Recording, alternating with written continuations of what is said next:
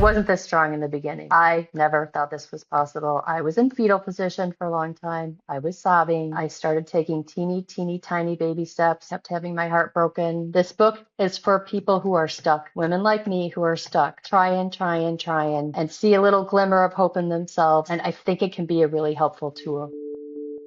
Partner betrayal is disorienting, heartbreaking, and results in absolute confusion for the betrayed partner. You worry that nothing in your life was real, and you fear that you will never be able to trust your spouse or yourself again. Well, welcome to the Rebuilding Trust podcast with Carol the Coach. I'm Carol Jurgensen-Sheets, aka Carol the Coach, and what I can promise is that when you listen to my podcast, you'll begin to believe that there is hope. We will be hearing from experts all over the world who specialize in problematic sexual behavior, sex addiction, and infidelity. Together, we will be asking them the hard questions about how you both can rebuild safety, find strength, grieve and mourn what you had, what you never had, and what you fear you will never find again. The truth is that rebuilding trust is possible, and I am going to show you the steps to working together to build a whole new marriage based on the honesty, authenticity, and transparency that your marriage deserves. Rebuilding Trust with Carol the Coach.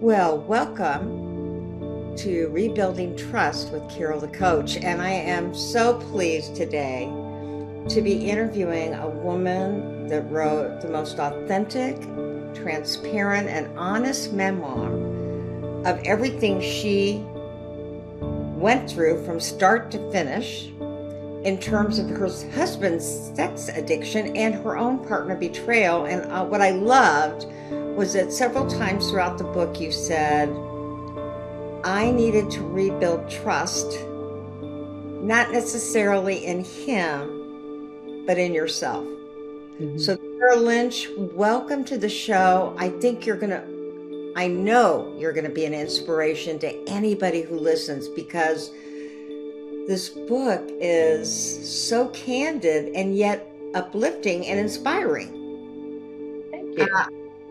I just really admire your natural talent. So let's just get started. First of all, what made you decide to write the book? Hi, Carol. It was an absolute accident. It was writing I did along the way, along my journey, when I was processing things, when I had epiphanies, when I was struggling with something, when I started to get my sense of humor back. And I was writing everywhere. I was writing in Google Docs. I was writing on tablets. I was writing in notebooks. I was speaking in my car. And when I started to put 3 or 4 of the sections together, I thought, this is a book. This is a book where I can help other people who are betrayed and talk about these moments of clarity and confusion and how to get through it. It's so haphazard, but it all starts to come together in the end. And what you do a beautiful job of is writing from that traumatized brain. You know, we say that when a partner experiences betrayal, their executive functioning stops working, and they really kind of fly by the seat of their pants until the shock wears off. And, you know, I didn't count, but I think there's 3,000 no in the book, because that's what you were saying to yourself over and over again.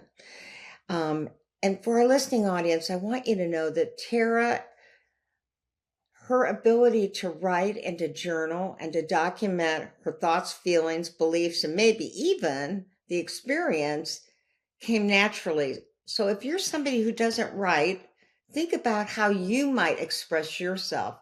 Tera has a gift for writing, but if you don't write, perhaps you can do a collage of what happened to you. Because Tera, when you start reading the book, and I won't do all the spoiler alerts, but when you start writing it, there is that sincere hope, and you go through the journey of how to get healthy together, and yet how to navigate the consistent betrayals that occurred along the way, the healing journey. So I'm going to ask you right off the bat, here's a spoiler alert. Um, when did you make the decision to leave? 3 years in. 3 years you worked on this. And tell our listening audience, what are some of the things you did to work on the relationship? And I always say it's a good thing if you work on it. You know that within integrity, you did everything you could. I threw the kitchen sink at it, Carol. And Mhm. in the beginning, it seemed to be as invested as I was. And Uh-huh. we he introduced the Help Her Heal workbook. And we listened to a bunch of your taped workshops. And I loved it. I found it very exciting. And I really thought in the beginning we could come out of this stronger than when we started. Not that there were many problems that I knew of, but then he lost interest, and I stayed with all the recovery work. He was doing token recovery work, and I started to do everything. I was in support groups, I was reading books, I was listening to podcasts. I was building tremendous fellowship, and he was still isolating. Ooh. And he would meet people, men, and talk about them for a day, but then he just didn't build up those relationships. So he just wanted to get better, I think, but Mhm. just in denial about the degree of his addiction. Mhm. And then the gaslighting returned and slips returned. And I knew that was part of the ball game. Uh, so we would do therapeutic separations, or I would make him leave for a while. And it just all seemed so token. It was just obvious. It was laid out in front of me when he knew I was there. But the minute I walked away, he went back to the computer, back to the phone, shoved the rosary to the side, put a paper over the 12 step chip, which he really wasn't doing too much in the beginning. His therapist fired him. It was just a debacle. It Mhm. just became, it went from the initial explosion to an erosion. And at a certain point, you can't just keep hoping. You can't do the work alone. Mhm. And And they say, I love that what you just said about it started with the explosion and it ended up in erosion. mhm, Only about 26 to 28% of all sex addicts get healthy. Now, I haven't seen a recent research study on this, and I have to think it's higher because there is more help. But it is the hardest addiction to beat. So you said initially he was all in, and then he couldn't sustain it. He couldn't stay revved about it. And I want to tell our listening audience that Dr. Patrick Carnes, the father of sex addiction, says that there are 30 recovery tasks that a man in good recovery has to follow. But the first three are so important. And they are stay out of denial. And then he tells us as therapists, keep them out of denial. The second one is to understand that sex addiction is a brain disorder. And if you don't work diligently, consistently, and with real commitment, you won't be able to stick with it. And then the third one really applies to you. And it's surrendering and accepting that you have this condition and you've got to do the work. And it sounds like he never got there. no, he didn't free and clear his mind Mm. of everything that was on the internet. And I talk a lot about that in the book. You can quit watching pornography, but you can find semi pornography and everything. I mean, this world is drenched in desire from ads. I read CNN's five things you should know in the morning, and sometimes there's a provocative, sexy model, on the top, or when I would punch directions into ways, there'd be a woman in downward dog, the provocative commercials on TV. And if you're not, if you're somebody who is the betrayer and you don't get yourself away from that, there's still another level of it out there for you that can be enticing and rob you of wanting to do recovery. He was one of those That people who had to really quit the internet and give up the phone. He had that degree of addiction. well, you spoke to that second recovery task, and that is if you really understand about sex addiction and how the brain works. Yes, porn fires up the brain. Prostitutes fire up the brain. Massage parlors, just going past them, fire up the brain. But if you're in semi recovery and you are looking at women in yoga pants, or you are watching that downward dog that should be an innocent yoga pose, but it is not for a sex addict, Right. then the brain doesn't know the difference. And it's lighting up just as if you're watching full fledged pornography. So you named it when you said he really should have been off everything. Mhm. Now, that's pretty hard for any of us to do if we have jobs. If we don't have Right. jobs, there's ways around things so that you can just correspond with the kids and look at pictures. But other than that, you're going to see the clickbait on the right side of CNN News. And you're Mhm. going to be teased by look at NFL coaches' wives in bathing suits. All that stuff is going to activate the brain. So you're really saying that he had such a bad uh, case of sex addiction and he didn't understand how the little things would contribute and he left himself too vulnerable for that.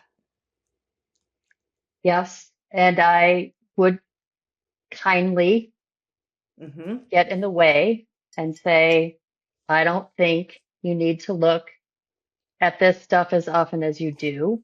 Even LinkedIn. I mean, there are women out there, attractive women, recruiters who are telling you, you're wonderful. Please send me your resume. Give me some of your time. Just all of that little stuff for somebody who is really lying to themselves and in Mm-hmm. denial Mm-hmm. keeps pumping them up. I mean, I was at such a disadvantage. And how ridiculous do I sound? But I knew it to be the truth. Mm-hmm. And I could see the setbacks from it. Mm-hmm. So back to that first question, you said I realized 3 years into our recovery together that I was probably going to have to get out of the relationship. So tell us about that. My health started to take a dive. My Mm-hmm. vital signs, which were always perfect, were no longer perfect. I was hypervigilant. I was trying to take every supplement known to mankind to like calm myself down, like ashwagandha and chamomile tea, and none of that was working anymore. And my sisters noticed. They noticed me not leaving the house, becoming a stowaway, losing my sense of humor, my presence, and they staged an intervention. Mm-hmm. They write about that in the book, and Mm-hmm. it was exactly what I needed because I had protected him. I had kept everything a secret. I wanted us to figure it out for ourselves, what we were going to do with this mess.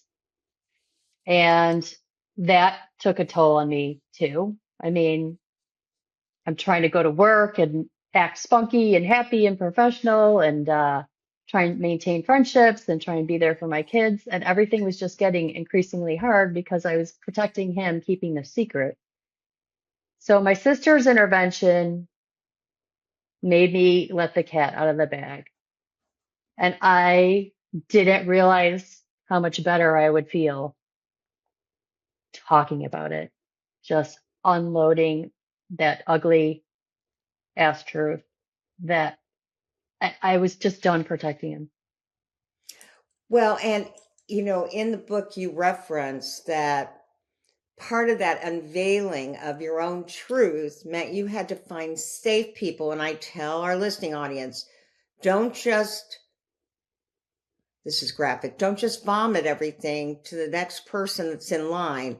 Find safe people that you can trust that are not going to tell other people and that are not going to be judgmental and are going to have empathy and help you. And so you had that whole intervention team, but you also had those two dear people from school. You were a school nurse.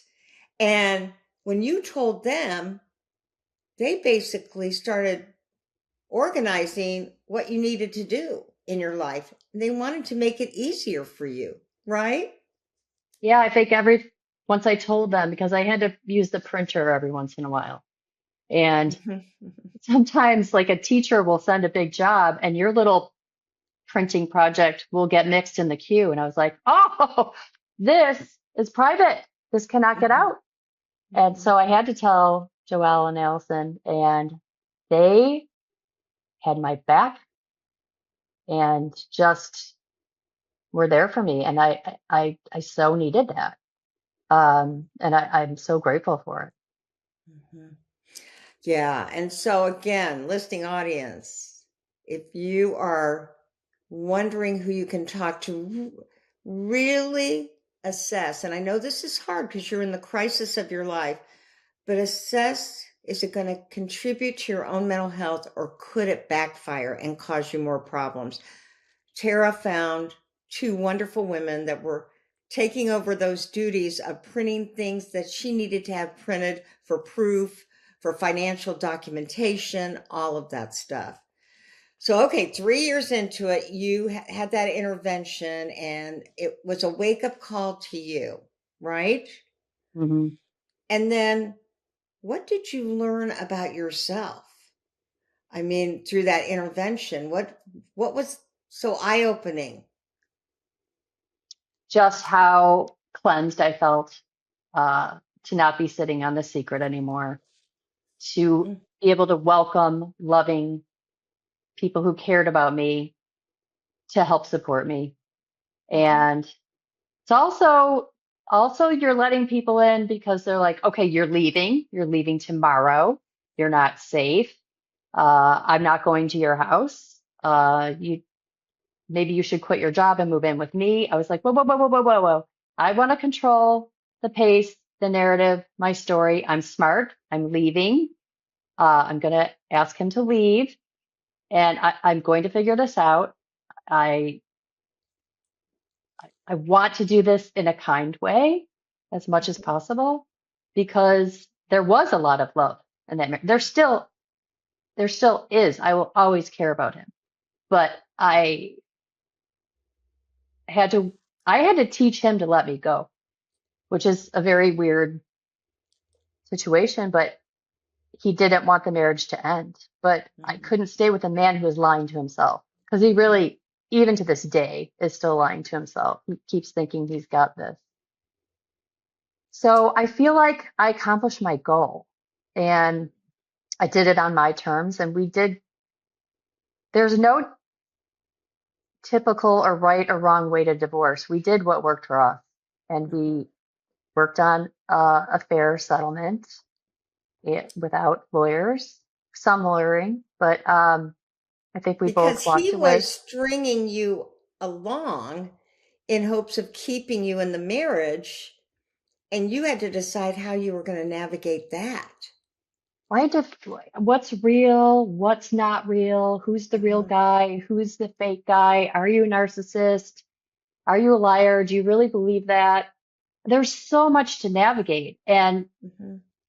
because I painstakingly dug in, paid attention, didn't listen to his apologies anymore, but watched his patterns, I was able to leave the marriage with zero regret.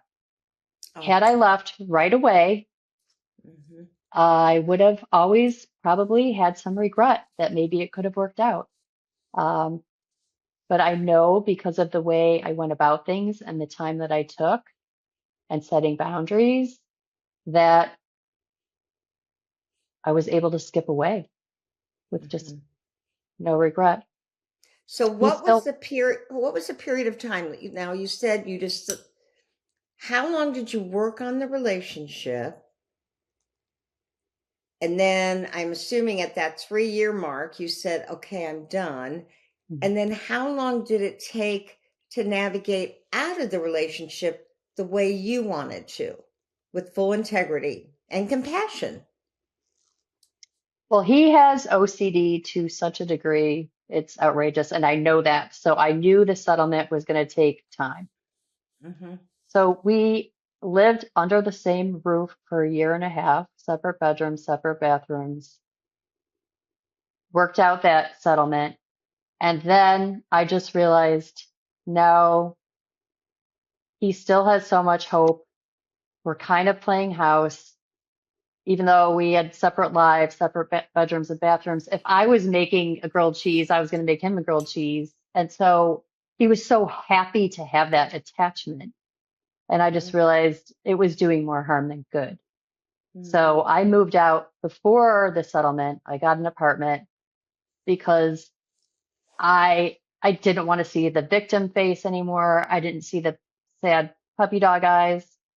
And I also knew he was lying to himself and lying to me because he had a burner phone that I found.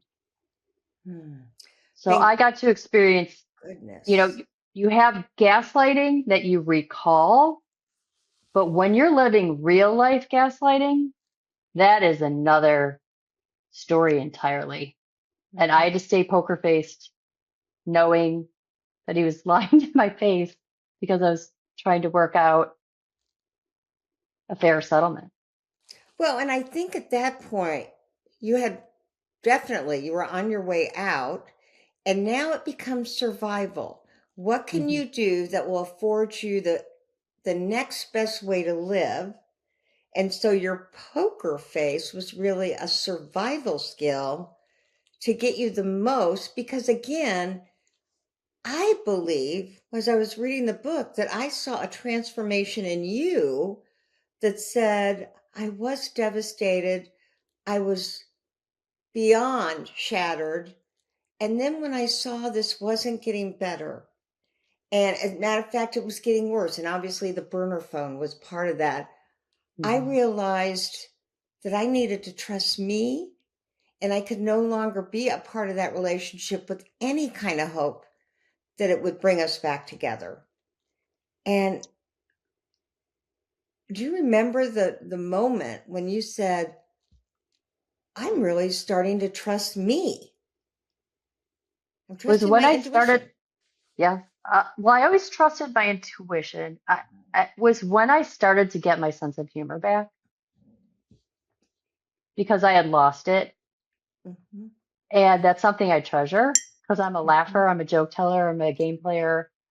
And that was all gone. And once I just started to giggle a little bit again and want to go on a girlfriend getaway weekend, I was like, oh my God, this is a gift. I didn't think this was coming back. I didn't think I was going to get this back. And I'm going to run with it because I have missed this part of myself. My hmm kids have missed this part of me. My sisters have missed this part of me. My coworkers. I'm like, I'm giving all this grace to this person who's betrayed me, and everybody's wondering where I went. So it was kind of when I just started to get my sense of humor back. So Um, what would you say to people in our listening audience who are thinking, should I stay or should I go? Can I trust my intuition? My intuition says two things. It says he'll get better, and then it says he won't get better. What would you say to them? well, trust your gut. My God. for Mm-hmm. sure. Um, don't just listen to your heart, listen to your brain. I mean, my whole life was him. And then I just took inventory and thought, I've got a lot more to offer this world. My whole life isn't about him. I want to be a good Mm-hmm. mom. I want to be a good friend. I don't want to be the betrayed partner. I Mm-hmm. can't let that define me. That's not happiness. That's continuing to live in fear. And no, thank you. No, thank you. There's a big difference between remorse and performance. And Mm-hmm. I had jotted some things down about this. Remorse is patient. Performance is urgent. And when I just saw all the urgency in his performance, like, look at me, look at what I'm doing. No, I don't want to live that way. You know, remorse changes pattern, performance changes the optics. And I just felt like my life was an optical illusion. And I'm too smart for that. I'm too smart for that. And I really wanted to show my daughter to not tolerate abuse. Mm-hmm. And if I don't do it for myself, how am I going to teach her to tolerate abuse? Even if you love somebody, you just can't tolerate it. Absolutely. And again, the first thing I heard you say there is that you began to get in touch with yourself again and what made you happy, and you got your sense of humor back. And it no longer was about him. It was really about, what do I need for me? Right? Yes, because the situation was absurd. And at a certain point, I'm like, you're funny, Tara, Mhm, that you're going to live this way? This is mhm, absurd. mhm, mhm, No, no, mhm. no, no, no, no, no, no, no. There's that no, no, no, no, no, no, no. And so, you might ask, well, who is Tera Lynch? Because I referenced that she was a nurse, a school nurse, and she was a mother, and she's a wife, and she was a sister. By all standards, you were any one of us, going about your day, enjoying what you did, and making a living and juggling life. And when you found that orange Post-it note with all those passwords that you were able to put together and see what he was looking at, which even included Ashley Madison, right? Mhm. Yes. And for anybody who doesn't know, Ashley Madison is a website for married people to cheat on their married person with other married people. And their denial and their sick stick is that they say, this isn't hurting anybody and we're not going to get attached. We're already married. We can do this. This is more transactional than an affair. But we all know that any acting out Mhm. demolishes a sacred relationship like a marriage. So I'm encouraging anybody who's listening to know that you too have a story. You got to find safe people. You got to figure out how to externalize it. Tara, and I think you might have referenced this before we even started the call. I wrote Unleashing Your Power, and that is a book for partners to get through the 3 stages of partner betrayal. The first one, safety and stabilization. The second one, grief, mourning, and anger. And then the Mhm. third one, a post-traumatic growth. I mean, here you are, you've written a book, you're on podcasts. There's some speculation. There may be a play or a screenwrite or something that will come out of it. I mean, you've turned your tragedy into triumph. And that's what every person who's listening can do in a different way, right? How did you get that anger out? And Mm. I know it's still there. I mean, you don't get it out and it Yeah, goes it never goes away. away. Mm-hmm. It's just deep sadness, because we could have been great. Gratitude, Mm-hmm. simple gratitude really, really did the trick.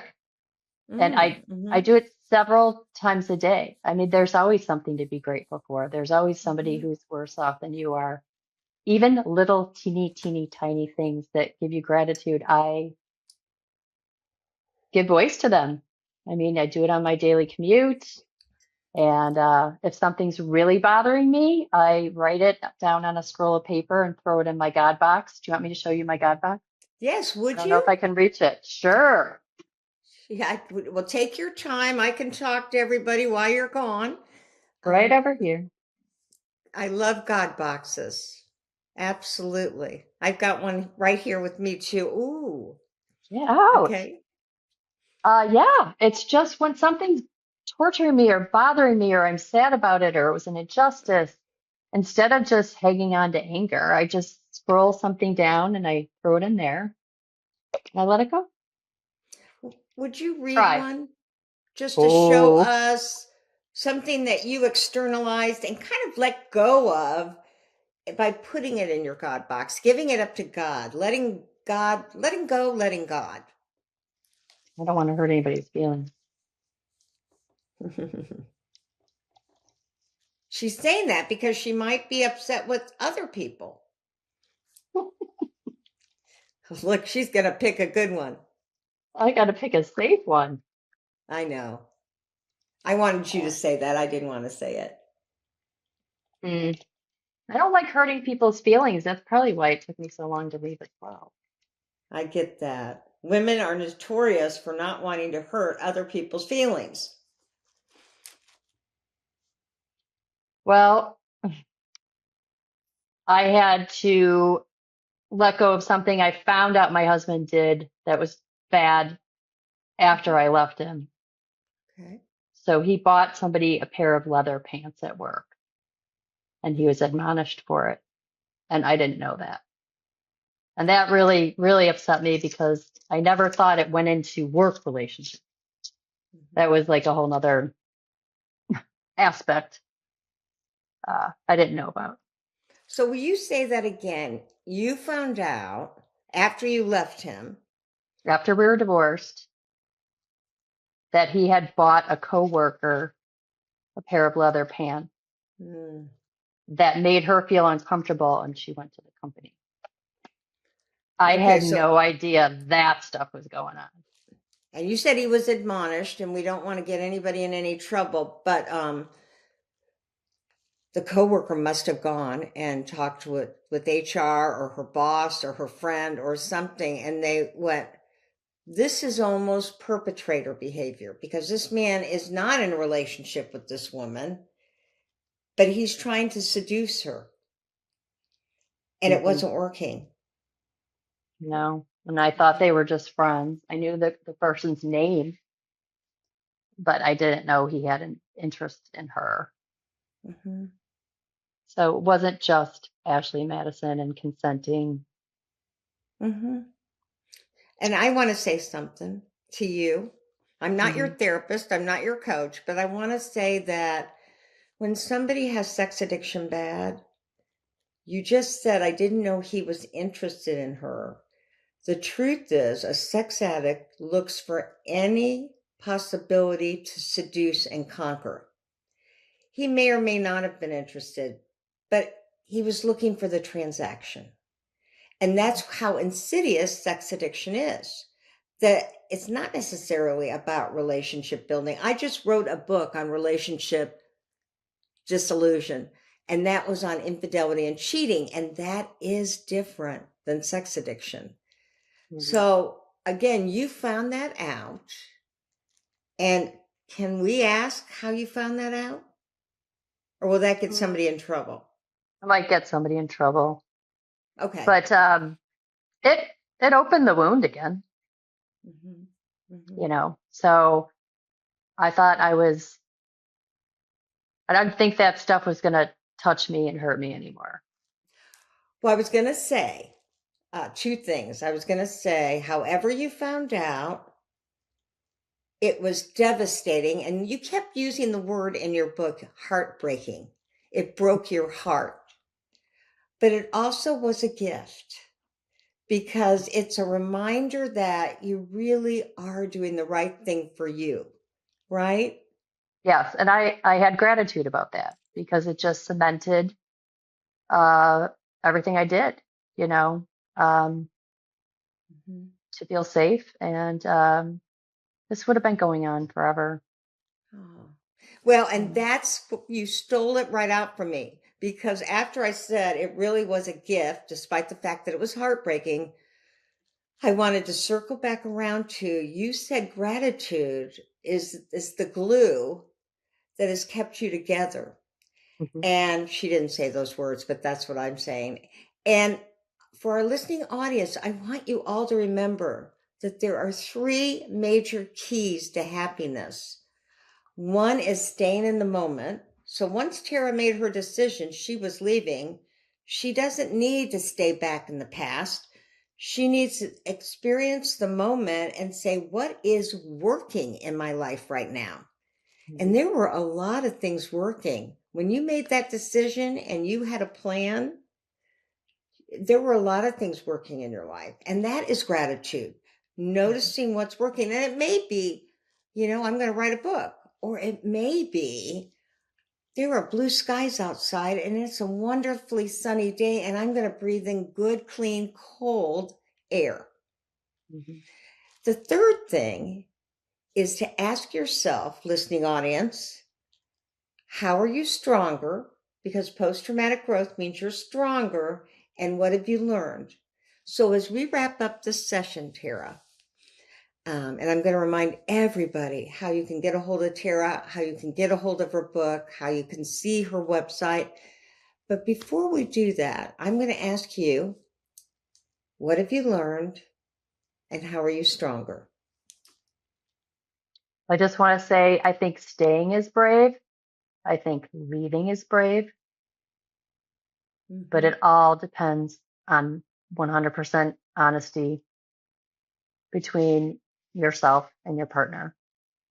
Um, Mm-hmm. I'm stronger in a million ways. Um, I'm just building new friendships and enjoying new friendships and going out and doing, trying different experiences, being influenced by new friends for different music, different plays, different comedies, different restaurants, different foods. I'm just kind of putting myself out there to be a little open and and be strong. Amen. And spoiler alert, audience, I've known Tara for many years. And she's always had that natural inclination and intuition to take care of herself. She's had lots of girlfriends. You've gone on lots of trips while you were married. Mhm. You've enjoyed your family immensely. Um, you I love have, my job. I love those kiddos. oh, I know you do. And so you are stronger because you recognize your own strength. And you're not letting this take you down. You're allowing it to build you up even further than you were before. So I want to thank you so much from the bottom of my heart. And I also want to tell everybody, if you want to talk to Tara, are you doing any coaching? I am not, but I will respond to emails. Okay. I say that because Maddie Corman is a friend of ours, and Maddie is now doing recovery coaching for Partner Betrayal. And she's the woman that wrote Accidentally Brave, which is a screenplay that was on Broadway. And she's an amazing woman. You can get a hold of Tara at teralynch.com, and that's Tera. There are so many different ways to spell Tara. Yes, there are. Tera Lynch, Lynch.com. And you can email her at teralynch@yahoo.com.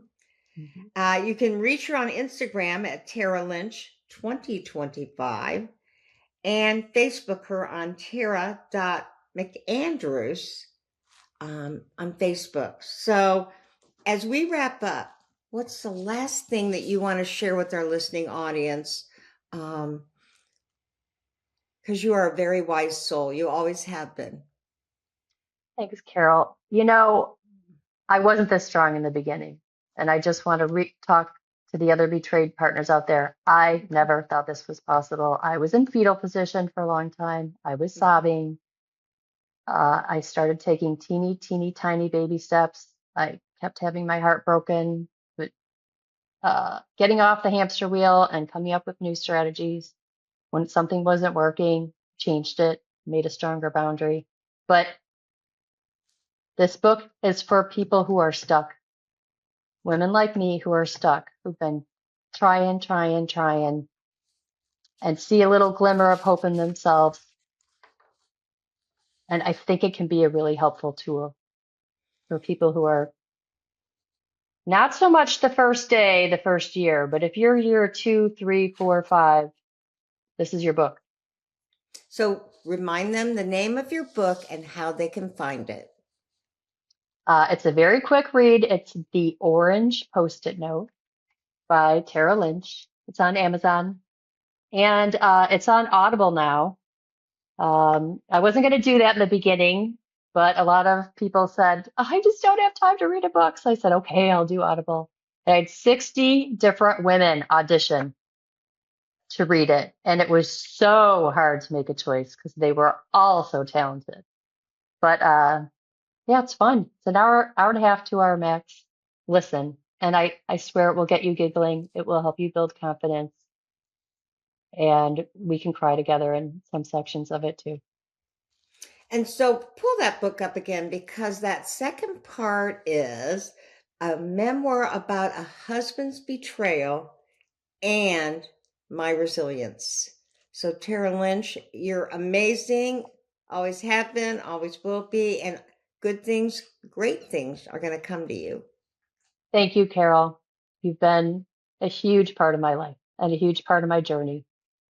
Oh, thank you so much. But we have not really connected for a long, long time. So it's so beautiful to see what you've done with your life. And I'm glad you reminded people that you weren't always this strong and resilient. No, That's not at something you all. had to grow into, right? Just And be they can patient with too. yourself. Be patient. Be patient with yourself, not him. There you go. And when you get this book, you'll be laughing. You'll see her sense of humor and you'll Yeah, smile it's as hard you to cry. explain. It's hard to explain how it's funny, but it just sneaks in there. Yeah. Well, so she could be doing stand up before we know it. Tera Lynch, I hope to talk to you again. And please, when you are doing stand up or you're doing a play or it's being made into a movie, will you come back and visit us? Of course I will. You know I will. Okay. Well, I will talk to you later. And All thanks right. again. You're an Be well. inspiration. Thank you. Namaste. Namaste.